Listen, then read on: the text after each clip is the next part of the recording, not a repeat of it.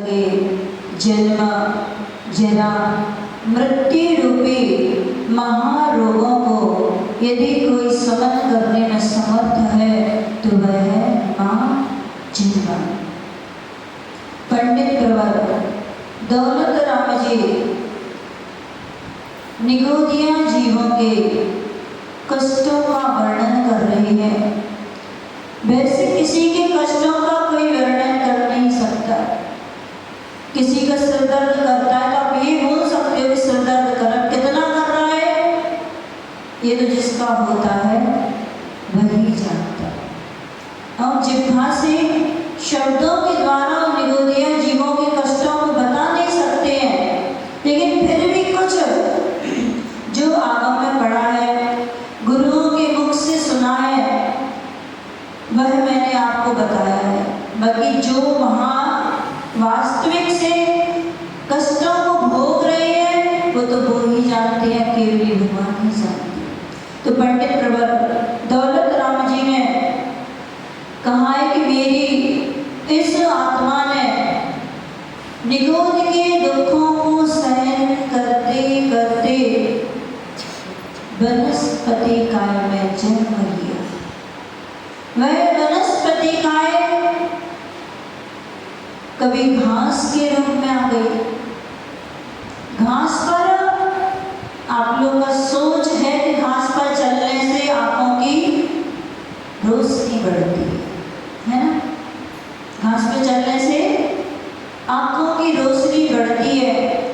दूसरों के शरीर पर चलने से आंखों की रोशनी कभी नहीं बढ़ सकती है। और यदि आप घास पर चलते हैं तो आप कौन सा बंद कर रहे हैं? असाता वेदनी कर्म का बंद कर रहे हैं। दूसरे जीवों को कष्ट दे रहे हैं, आपके ऊपर कोई पैर रखे तो कैसे लगेगा? तो घास भी तो एक इंद्रिय जीव है, उनके पास मात्र शरीर यानी कि स्पर्शन इंद्रिय है। ग्रीन कलर को देख के आंखों की रोशनी बढ़ती तो भैया मान लेंगे ग्रीन पर्दा लगा लो, घास नकली आती है वो देख लो। लेकिन जो जमीन पर घास लगी है उसके ऊपर पैर रख करके अपनी आंखों की रोशनी बढ़ेगी नहीं, कम हो जाएगी।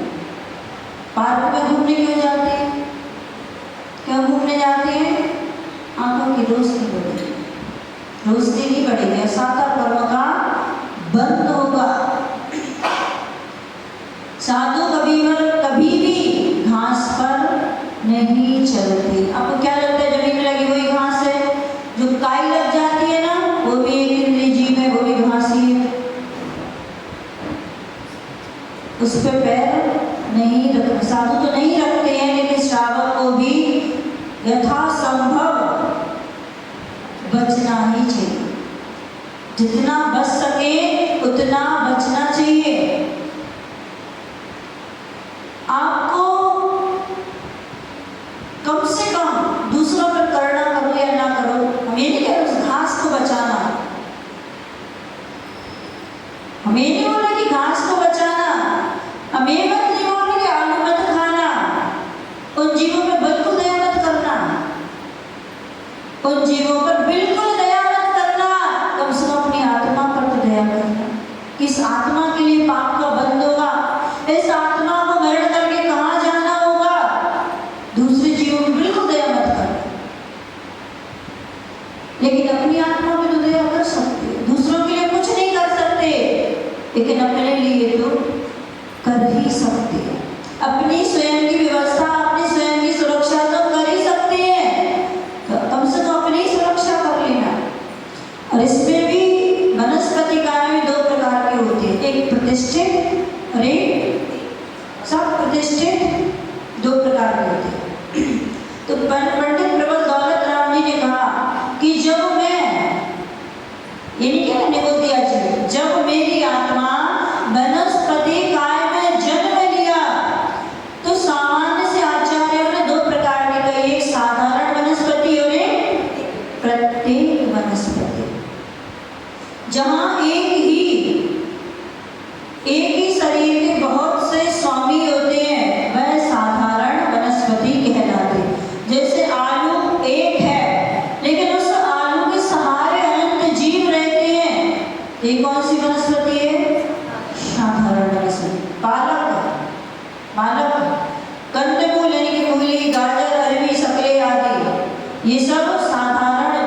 वनस्पति में आते हैं। इसके खाने में, बनाने में, लाने में बराबर पाप लगता है। जिनका पृथक पृथक यानी कि शरीर अलग अलग होता है, वह प्रत्येक वनस्पति कहलाती है। यह भी दो प्रकार की है। प्रत्येक वनस्पति भी दो प्रकार की। एक साप्रतिष्ठित वनस्पति जिसके सहारे बहुत सारे जीव, निगोदिया जीव रहते हैं। ऐसे छोटे छोटे फल, सब्जियां, लेकिन आप लोग क्या कहते हो, छोटी छोटी सी है, बहुत मीठी निकलती है। छोटी छोटी सी ककड़ी लेके आते हैं, बहुत स्वादिष्ट होती है। छोटी छोटी सा घिया लौकी लेके आते हैं, वो अच्छी लगती है, सॉफ्ट होती है, उसमें कड़क बीज नहीं होते हैं। वो खाने योग्य नहीं है। जिसमें अभी आपने देखा कोई सब्जियों में छोटे छोटे से लौंग होते हैं, बाल होते हैं बिल्कुल महीन महीन से, जिसमें अभी बाल हैं, जिसमें अभी बढ़ने की शक्ति है, वह वनस्पति खाने योग्य नहीं है। ना कभी चौके में ऐसी वस्तु लेके आना, ये छोटी छोटी सी है, ये सॉफ्ट निकलती है, अच्छी निकलती है, मीठी निकलती है, नहीं, जिसमें अभी बढ़ने की शक्ति है। टमाटर भी छोटा सा है, उसको नहीं लेके आना, जो बड़ा हो चुका है, अब वो दोबारा बढ़ेगा नहीं। ऐसा खाद्य पदार्थ खाने योग्य है, वह भक्ष में आता है। और जिसमें भी बढ़ने की शक्ति होती है, वह अभक्ष में आती है। न चौके में लेके आना, न अपने घर में इस्तेमाल करना, अपने चौके में इस्तेमाल करना। चौका जहाँ 4 प्रकार की शुद्धि होती है। कौन कौन सी शुद्धि होती है? मन की शुद्धि, वचन की शुद्धि, काय की शुद्धि और भोजन की शुद्धि। अब ये नहीं कहना काय की शुद्धि, ये नहीं कहना काय की शुद्धि। काय की मतलब शरीर की शुद्धि, शरीर की शुद्धि, तो वो कहलाता है चौका। अब पहले के समय में चलते थे रसोई घर। क्या चलते थे? रसोई घर, जहां भोजन का रस आता था, जहां भोजन में रस आता था। महिलाएं जब भोजन बनाती थी, कोई मेरी भावना पढ़ती थी, कोई बाबा भावना पढ़ती थी, कोई भक्तम्बरी का पाठ करती थी, कोई बैराग भावना पढ़ती थी, तो वो भोजन भी हमारे लिए अमृत का काम करता था। वह भोजन भी हमारे लिए औषधि का काम करता था। वह भोजन हमारे शरीर में शक्ति वर्धक होता था। लेकिन अब मोबाइल चला के रख लेते हैं, कोई गाना सुनते हैं, कोई सीरियल देखते हैं, कोई कुछ करते हैं, कोई कुछ करते हैं, जिससे उस भोजन में टेस्ट नहीं आता है। और वो भोजन जो है वो शरीर में भी शक्ति नहीं देता है। कि बहुत खाते हैं, शरीर ही नहीं चलता है, शरीर नहीं चलता है। और अब तो रसोई घर भी चला गया, चौका भी चला गया, अब क्या बन गए? किचन बन गए, जहां सुबह से पहुंचते ही किचकिच शुरू हो जाती है। तुमने ऐसा नहीं किया, तुमने ऐसा नहीं किया, तुम ये कर लो, तुम ब्रेकफास्ट बना लो, तुम दूध गर्म कर लो, तुम चाय बना लो। वहां किचकिच शुरू हो गई। तो बिना नहाए भी चौके में, किचन में जाती, बिना नहाए पहले महिलाएं कभी रसोई घर में प्रवेश नहीं करती थी। पहले नहाती थी, मंदिर जाती थी, उसके बाद रसोई घर में प्रवेश करती थी। अब तो आंखें खुलती है, बिना नहाए पहले किचन में ब्रेकफास्ट बनाने, बच्चों को टिफिन बनाने पहुंच जाते नहीं। तो ऐसे हम जब अपनी शुद्धि रखेंगे, जिसके घर में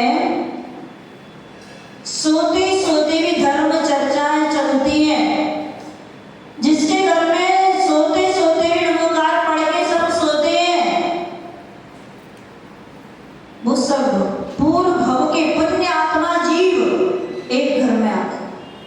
और जिसके घर में सुबह आंख खुलते से ही एक दूसरे पे चिल्लाना शुरू होता है, एक दूसरे से जोर से बोलते हैं, एक दूसरे से गलत शब्द बोलते हैं, या तो आने वाले नारकी हैं या जाने वाले नारकी, या तो नरक से निकल के घर में आ गए सब। तो यहाँ की 10 बार तो भी नरक में पड़े हैं। तो यहाँ कर भी लड़ाई झगड़े पड़े रहते हैं, या तो यहाँ भूमिका बना रहे कि हमें नरक में चलना है सबको, या तो आने वाले नारकी है या फिर वहां जाने वाले नारकी है। तो भूमिका अच्छी बनाना। 2 स्थान है एक साथ बैठने के, एक तो निगोद है जो यहाँ एक साथ नहीं बैठ पाता, वो सब निगोद जाके वहां पर एक शरीर में बैठते हैं, अनंत शरीर, या फिर सिद्ध सदा है जहाँ सिद्ध भगवान जो यहाँ एक साथ बैठते हैं, जो समूह शरण में एक साथ बैठते हैं, जो प्रवचन सभा में एक साथ बैठते हैं, जो उपदेश एक साथ सुनते हैं, उनका भी अगले भाव में एक साथ कहीं ना कहीं जन्म होगा, कहीं ना कहीं फिर कांटेक्ट हुआ है गिरडी वालों का जितने यहाँ बैठे हैं। रूप अलग हो सकता है, रंग अलग हो सकता है, पर्याय अलग हो सकती है, लेकिन आत्मा जी सब एक साथ रह सकती। लड़ाई होगी तो फिर वहां जाना पड़ेगा एक साथ बैठने। जो धर्म सभा में एक साथ बैठते हैं वो सिद्धालय में भी एक साथ बैठते हैं, जो धर्म सभा में एक साथ नहीं बैठ पाते तो फिर निगोद में एक साथ बैठने जाते। कुछ नहीं कर सकते, न लड़ पाओगे न झगड़ पाओगे। वहां तो फुर्सत ही कहाँ है, एक श्वास में 8-10 बार जन्म मरण से वहां फुर्सत नहीं मिली।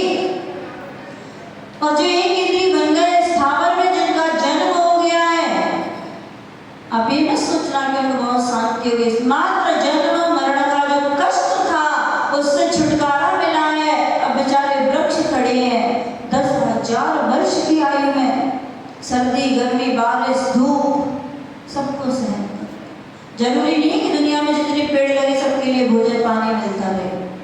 हर जीव में 4 संज्ञाएं होती हैं, आहार भय मैथुन और परिग्रह। हर जीव में, चाहे वो वृक्ष ही हो, उसके अंदर भी 4 संज्ञाएं होती ही है। आप लोगों ने देखा होगा जहां कहीं जमीन में धन गड़ा होता है, धन गड़ा होता है तो वृक्ष की जो जड़ें होती है ना वो धन की ओर बढ़ती है और उसको जड़ उस धन में लिपट जाती है।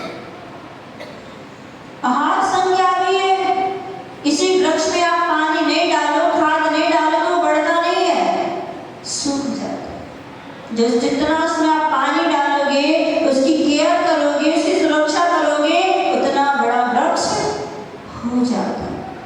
तो इसमें आहार संज्ञा में भोजन भी करता है। यदि भोजन नहीं करता तो आपके सुंदर वृक्ष में फल फूल कहाँ से आते, आम मीठे कहाँ से लगते।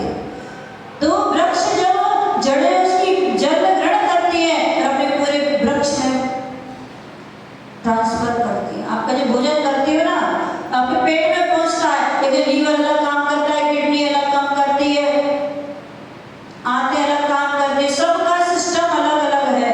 तो पूरी नसों में मज्जा भेजते हैं, खून भेजते हैं, जितनी भी शरीर में शक्त धातुएं होती हैं उन धातुओं के रूप में उस भोजन को परिवर्तित कर देती है। तो ऐसे वृक्ष भी जल ग्रहण करके पूरे पत्तों में, फूलों में, फलों में, सब में भेज देता है। आहार संज्ञा, मैथुन संज्ञा में नर मादा होते हैं वृक्ष।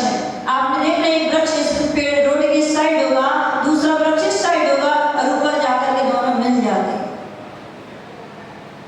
भय संज्ञा भी होती है, छुई हुई गई वृक्ष होता है, उसको कोई टच करता है तो वो मुरझा जाता है। सौभाग्यवतियां उसको छूती है तो खिल जाता है, जिसमें भय संज्ञा भी होती है। तो कोई भी जीव हो, एक इंद्री से लेकर के पंचेंद्री तक के जीव, निगोदिया जीव, कोई भी जीव हो, सबके पास 4 संज्ञाएं भी होती हैं। तो ऐसे प्रतिष्ठित अप्रतिष्ठित जो सब्जी फल फूल पूर्ण विकसित हो चुके हैं, लौकी जो बड़ी हो गई है जिसमें रोम नहीं बचे हैं, समाप्त हो चुके हैं, वो आपके खाने योग्य है। फल हो या सब्जी हो, कुछ भी हो, वो कैरी छोटी छोटी आती ना, कच्चे आम आते हैं, उनमें भी देखना छोटे महीन महीन दिखते हैं, रोम बाल लगे होते हैं छोटे छोटे से, वो भी खाने योग्य न श्रावक के ना साधु के नहीं होती है। लेकिन सम्यक दृष्टि जब भोजन करने बैठता है तो उसको बड़ी चिंता होती है कि मेरे निमित्त से कितने सारे खेत उजड़ गए, गेहूं कहाँ से आया, कहाँ से आया? खेतों से। फल सब्जी कहाँ से आए? वृक्षों से। मेरे निमित्त से कितने सारे जीवों की हिंसा हुई है।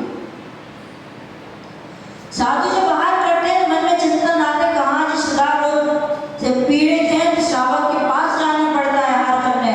बाकी यदि क्षुधार लोग नहीं हो तो साधु को श्रावक के पास जाने की कोई जरूरत रहेगी नहीं। बस एक क्षुधा वेदना के कारण साधु श्रावक के घर तक जाता है हार करने। लेकिन साधु भी अंजलि भर लेता है और दरिया भर देता है। साधु तो आपके लिए मोक्ष का रिजर्वेशन करता है, मोक्ष का रिजर्वेशन करता है। तीनों लोगों का राज्य देने को तैयार है। तीनों लोगों के जब स्वामी बन जाओगे तो तीनों लोगों का राज आपके हाथ में हो जाएगा। ऐसे जिनेंद्र देव की देशना सुनकर के अपने आत्म कल्याण की भावना को जागृत कर लेना। अभी मेरी आत्मा ने बहुत समय